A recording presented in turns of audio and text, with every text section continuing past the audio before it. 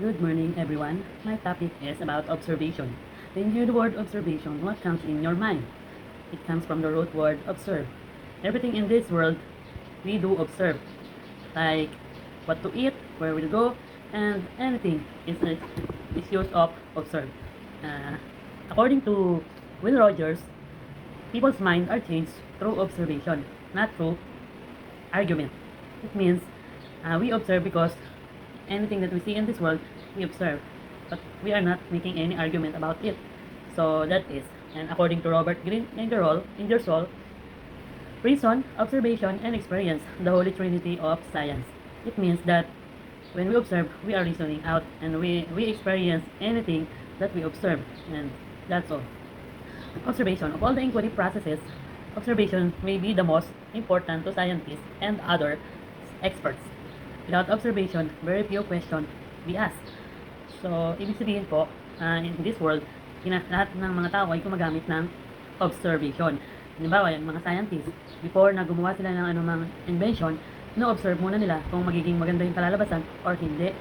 So, yun po, observation. And observation is the core, foundation, principle, and rationale for the existence of science. It is driven by curiosity and the need to find patterns and answers to questions. Inquiry depends upon observation to provide data for processes such as predicting, hypothesizing, and inferring.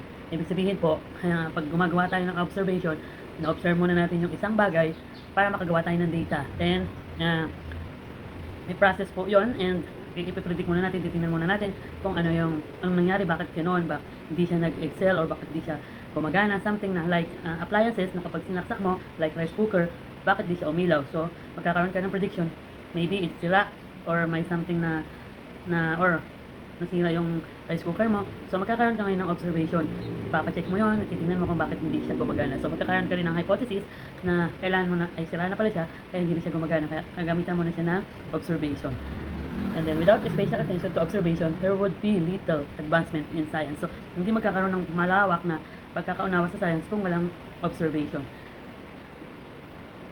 Definition of observation.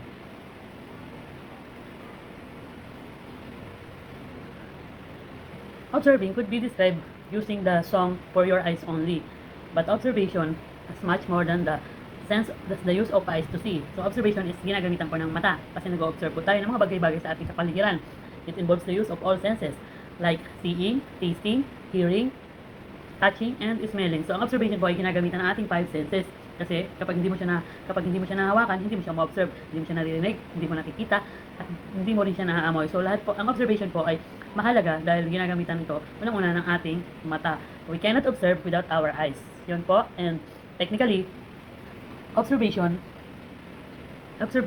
is defined as an act of recognizing and noting a fact or occurrence, often involving measurement and instruments. According to Merriam-Webster, it involves not only one skill but actually two or more skills.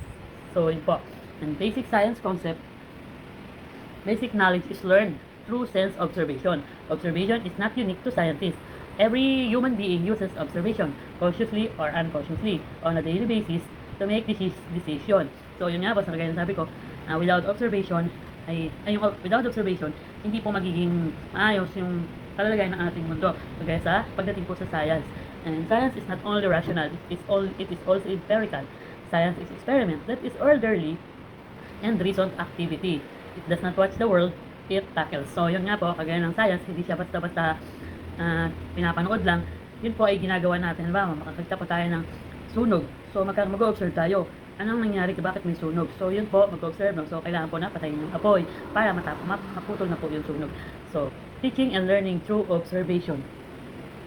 Observation, consciously using observation is just as important to teachers as it is to scientists and other professionals. Observing helps construct reality and make sense of classroom environment. Watching children and listening to them while they are engaged in science activities provide a wealth of data about what they are learning. Instructional strategies, curriculum content, and assessment techniques can be revised or deleted according to the set of facts collected during observation of children. So, di ba kapag halimbawa, nagtuturo tayo ng in the future, magtuturo tayo ng mga bata sa grade 1 to grade 3. Yung mga bata po na yon ay hilig po silang maghawak or magtingin, mahilig silang mag-explore, so na mahilig silang mag-observe. So kailangan po yung mga teachers ay ginagamitan ng mga instructional strategies like engage, explore, yung 5 so elaborate, mag-evaluate. So para yung mga bata po, para madali po silang matuto. Curriculum guide typically express general viewpoints of teaching which may have little relevance to individual classroom situations. So yan po, instructional strategies.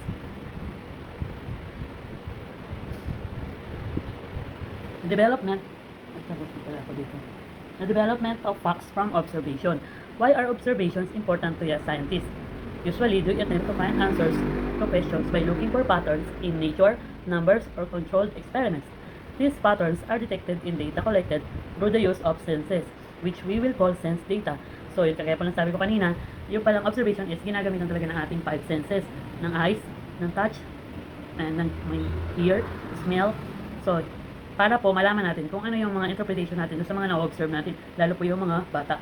And the development of concepts from observational facts.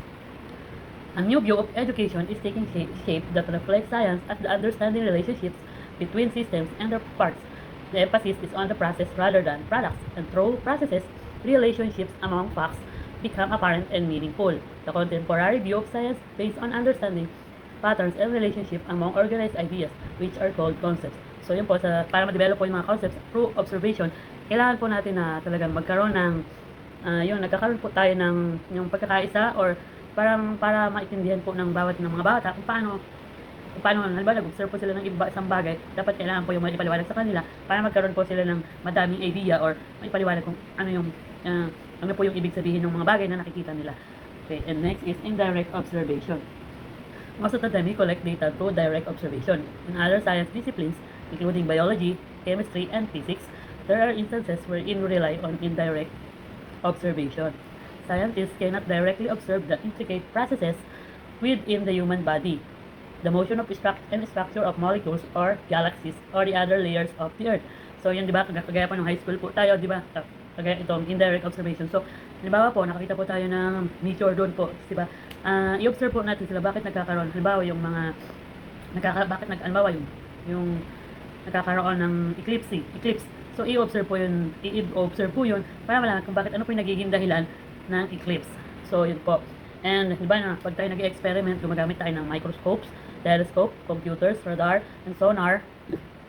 Ito po yung mga example ng mga technologies na to help increase the ability to observe. So, diba, kagaya po ng, diba yung buhok, nilalagay po yung sa microscope para makita po natin kung ilan yung hibla kung gaano siya kalaki, kung gaano siya kahaba. So, through technology, malalaman po natin kung ano yung mga kasagutan sa ating mga gustong i-observe. So, yun po, and in other words, conclusions are deduced from indirect data. Knowledge bases in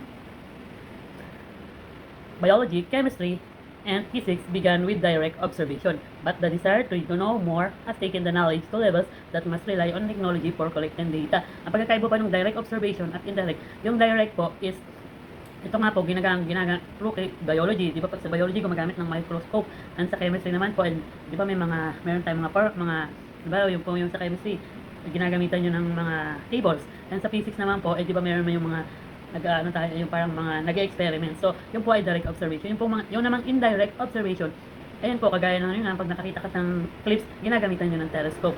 So, yung computers or radar. So, yun lang po, and marami pong salamat. Other direct observation activities.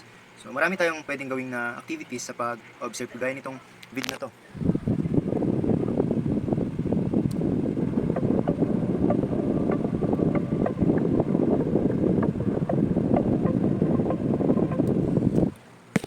Sa video na yun, pinapakita na kung paano matunaw yung yelo at meron pang iba't ibang mga pwedeng gawin kagaya ng paglagay ng isang apple sa maraming apple. Pinapakita doon na yung kung paano ma-enhance yung ating observation. Sa mga bata naman, marami tayong pwedeng activities na gawin. Kunyari, yung direct moon phase observation and study. So dito, ang learning competencies dito is experience collecting data over a long period of time, 1 to 4 weeks. Create an explanation for moon phase based on data from direct observation rather than textbooks or other sources. Identify and answer questions that arise from studying moon phase and understand angles and sky direction. So, ito is natuturo lang sa mga higher level. So, for example is mga grade 6 or grade 5. So, ang pagagawin mo dito is yung magugrupo ka ng mga, for example, mga 5 groups, and then i-assign mo sila na mag-observe ng moon na phases. So, inaabot yun ng 1 to 4 weeks. So, ang pwedeng mong gamitin materials dun is chart, index card, or pocket calendars for recording changes in moon phase, angles, times, and sky direction. So, yun. Sa elementary, ang pwede yung activities na pagawa sa mga bata is direct moon phase observation and study. So, dito is, yung mga bata is mag-observe kung paano yung mga moon ng kung paano yung mga phase ng moon, for example, full moon, half moon, mga ganon, and then learning competencies. The learner should be able to experience collecting data over a long period of time. So, di ba, matagal naman yung mga phase ng moon, matagal lumabas, for example, yung full moon, yung mga half moon. So, may experience ng bata na mag-observe sa mahabang panahon, and then create an explanation for moon phase based on the data from direct observation. So, yung mga bata is matututo silang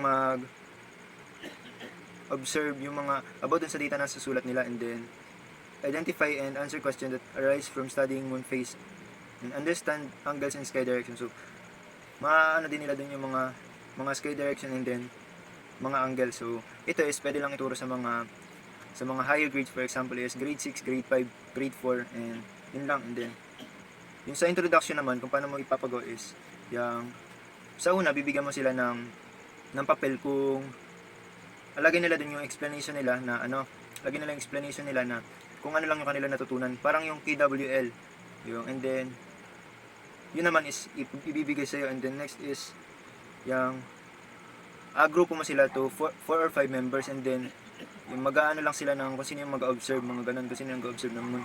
So dun sa ang mangyayari, magkakaroon sila ng index card na lalagyan nila yung time, date, and then yung mga phase ng moon, and then yun yung kanilang magiging guide. After nung 1 to 4 weeks na yun na na-observe nila, ang mangyayari naman dun is magbibigay ka ng activities kung paano nila gagawin yung mga phase ng moon. For example is popsicle stick tsaka ilaw, and then yung mga moon, for example is yung bola ng pambasketball sa earth, and then bola ng pamvolleyball naman sa moon. So makikita din, kailangan nyo din ng ilaw para makita dun yung reflect nung moon sa earth. So makikita din dun yung kung paano yung time nung half moon, phase moon, half moon, full moon, mga ganun, and then sa kanila ipe-present.